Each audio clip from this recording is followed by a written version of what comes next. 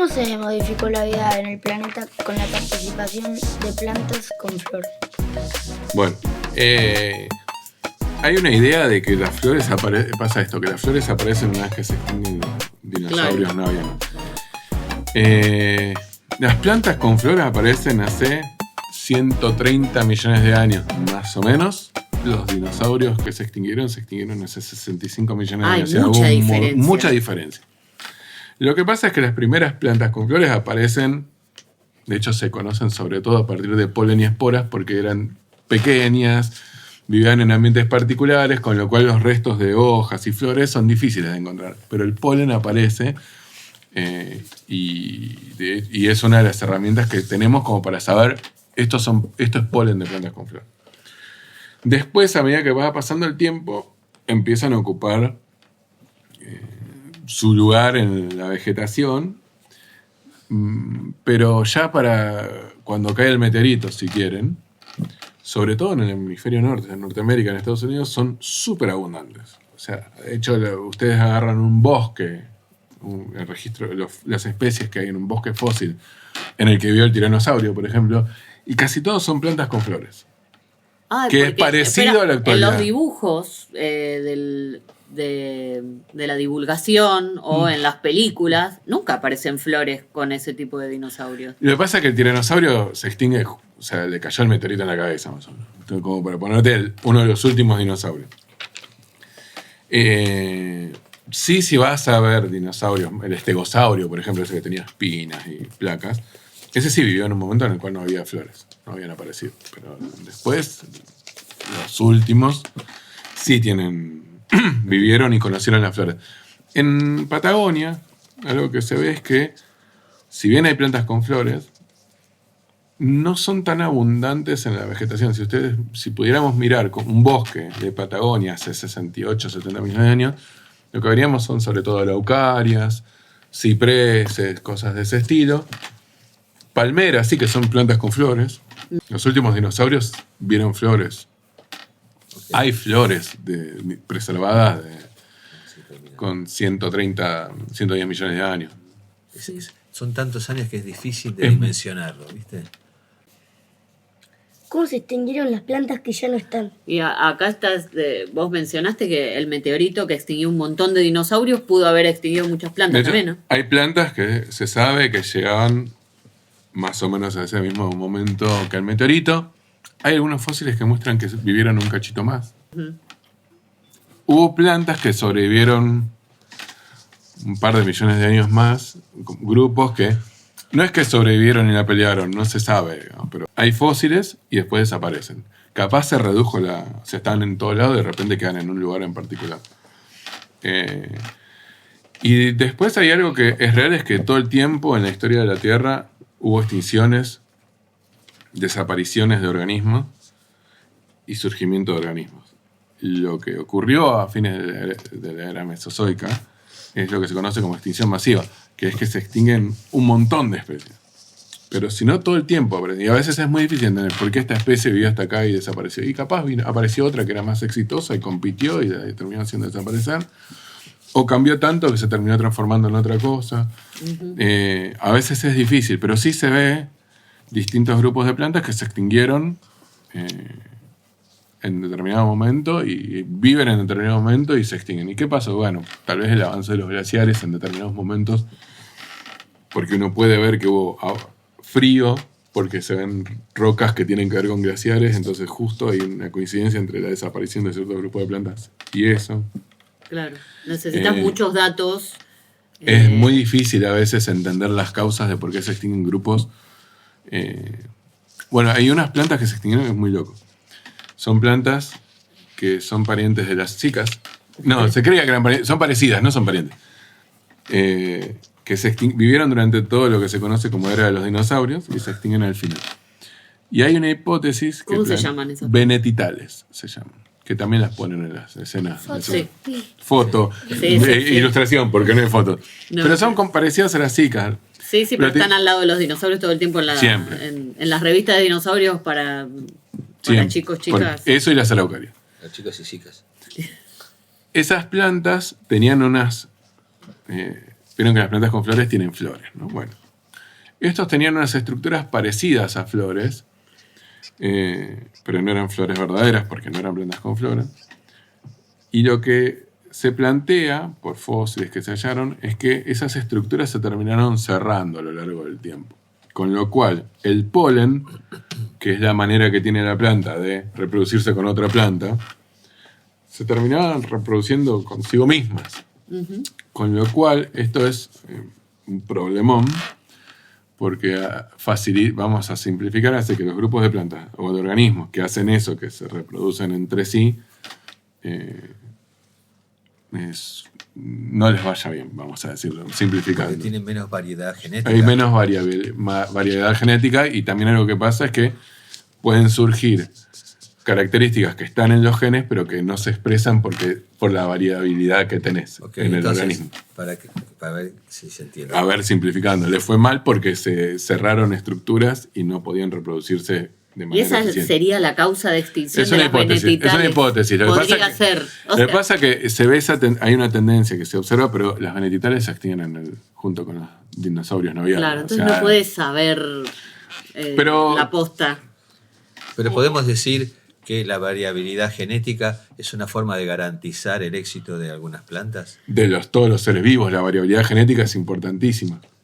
¿Ok? Sí, yo no diría ¿Saben lo que es, garantizar, chicas y pero- chicos, la variabilidad genética a que nos referimos? No. Vamos Que se va haciendo como que son parecidas. a ver. Algo. Claro, sí. exactamente. Nosotros acá somos todos diferentes y hay variabilidad. Pero somos de la misma especie. Y somos de la misma especie. Pero Y- somos todos diferentes. Pero la genética de mi mamá y de mi papá tienen ciertas diferencias. Si me hubiera tenido solo mi mamá con sus genes solos, tendría menos variabilidad genética. Claro, posiblemente. Serías casi igual a tu mamá. Claro, Igual, sería un clon. Claro. Entonces, ¿Entiende esto? Sí. El que haya variabilidad genética hace posible que haya más herramientas de supervivencia. exactamente. Imagínense que cambia el clima y de repente, por alguna razón, la gente sin pelo, que yo voy en ese camino, Pero no es tu culpa. yo voy por ese camino, tiene más posibilidades de sobrevivir. Ah, no pidas perdón. Sobreviven ustedes y nosotros que tenemos pelo. Bueno, pero sería un ejemplo de por qué la variabilidad haría que sea bueno, porque como especie sobreviviríamos. Algún representante sobreviviría de esta mesa y Claro. con toda la gente. Si fueran todos pelados, es más difícil que Claro. alguien sobreviva al frío. O si nadie fuera pelado, por ejemplo. Si nadie fuera pelado y ese cambio de clima hace que a los pelados les vaya mejor, no sobreviviría nadie que no Claro, fuera y pelado. nosotros que tenemos pelo, bueno. Entonces, si estamos pensando en la especie, no en cada persona, sino en el conjunto, y alguno va a sobrevivir y otro no. Ujú. Por eso está bueno. Y las siguientes generaciones podrían ser casi todos pelados. Pero seguramente no va a haber alguno que no sea pelado. Con lo cual, si vuelve a cambiar el clima y ahora ser pelado es malo, los que no son pelados van a ser los que le va a ir bien en la siguiente generación. Me tengo que comprar pelucas. por las dudas. Una pregunta. Yo estaría en el medio camino, porque yo Está estoy. bien, vos tenés variabilidad genética. Claro, propia. En todos los sentidos. Y ya estamos como para terminar, pero tengo una pregunta. Las plantas y nosotros, ¿tenemos algún grado de parentesco? En algún punto sí. Todos los seres vivos estamos emparentados. En el planeta estamos emparentados. O sea, un helecho puede ser mi primo. Muy lejano. Muy lejano, ok. Pero a ver, no hablamos del ADN. O sí, capaz surgió en algún momento el Mira, ADN. quedó ahí en el medio y justo le hizo mi hijo esa pregunta. Bueno, le Así que respondo. claro, me va a decir, no me respondió a mi pregunta, mamá. y ¿Saben no lo le- que es el ADN? Me acuerdo de la pregunta. La Claro, pregunta era- preguntó si quedaba resto de ADN en los fósiles de las plantas. Bueno, ¿saben lo que es el ADN?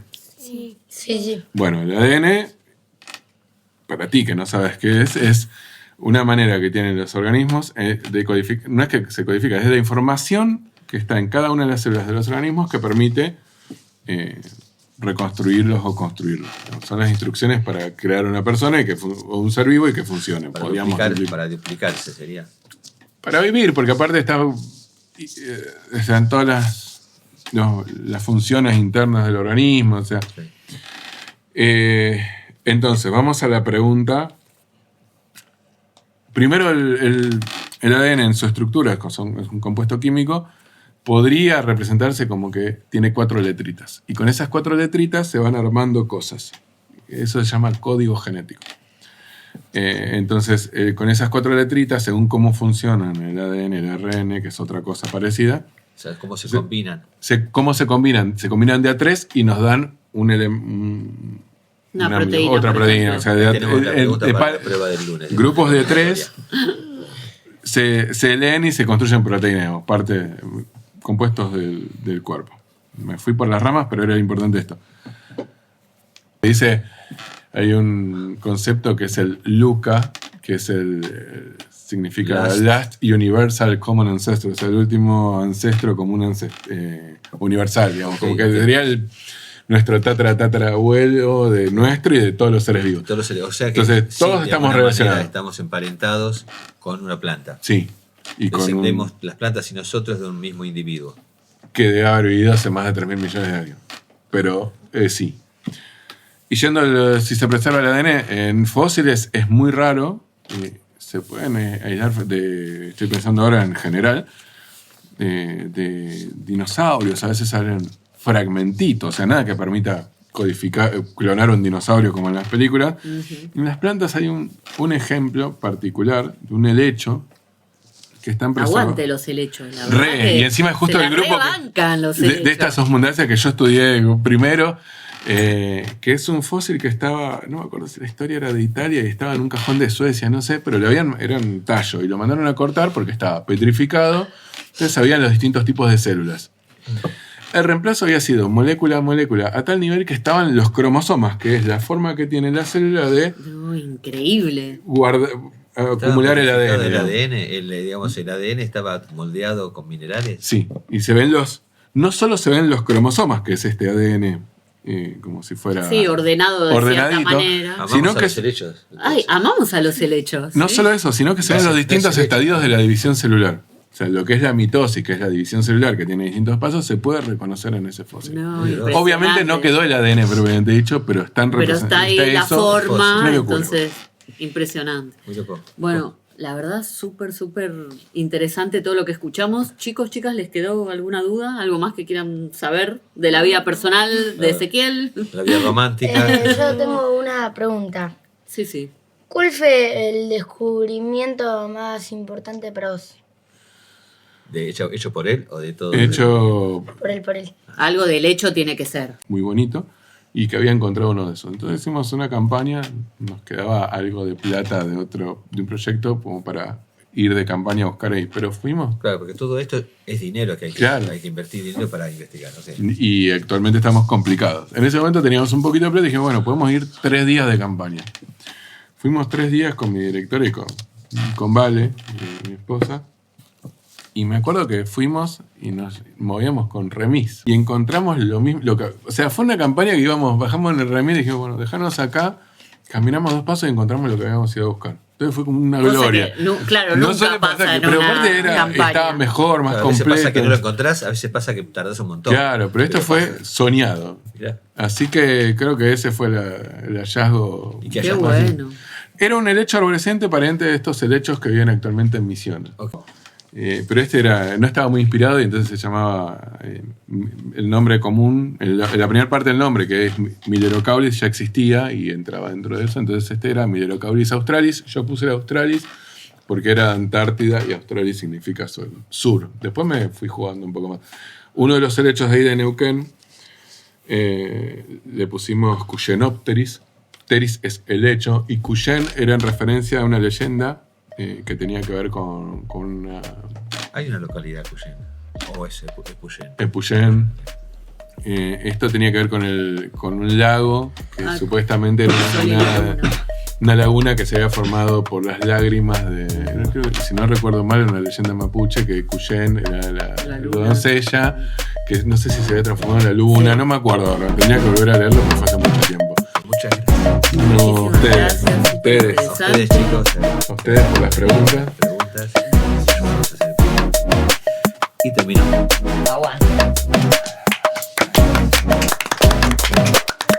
Aguanta los helechos.